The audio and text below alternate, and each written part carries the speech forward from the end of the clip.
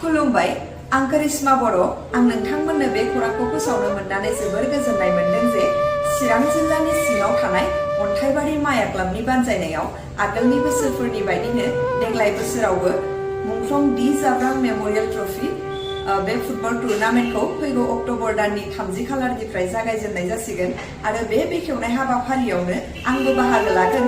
लोगोसेनो बर'नि बयजोंबो सिनायजानाय मोनथिजानाय इउटिउबार मेहेर औवारी, आलफ्रेड बसुमतारी आरो देंखोगिरि थान्दै मोसाहारी बिथांमोनाबो बाहागो लागोन आरो बे गेलेनाय बादायलायनाया खोरोमदाव स्पर्ट्स क्लाब आरो जिबिएफसिनि गेजेराव जागायजेनगोन।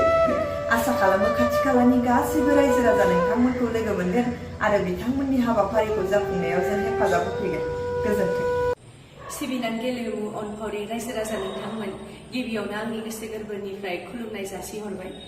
गुबुन गुबुन बोसोरनि बायदि देग्लायबो अन्थाइबारि माया क्लाब एन्ड लाइब्रेरिया बर' हारिनि बिर जोहोलाव मुंख्लं डि जाब्रां मेम'रियेल फुटबल ट्रफि टुर्नामेन्टखौ बे अक्ट'बर दाननिनो 30 अक्ट' 2024 खालि जागायसिगोन।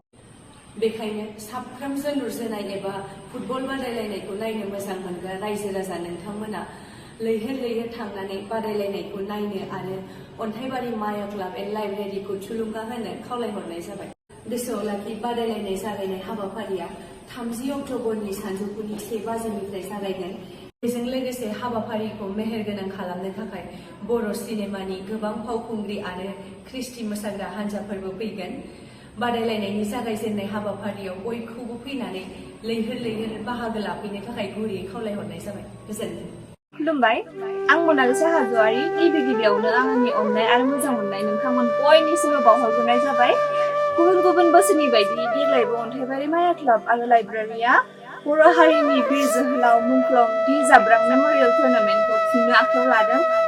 बे अक्ट'बर दाननिनो 30 अक्ट' खालि खुंनो आखायाव लादों।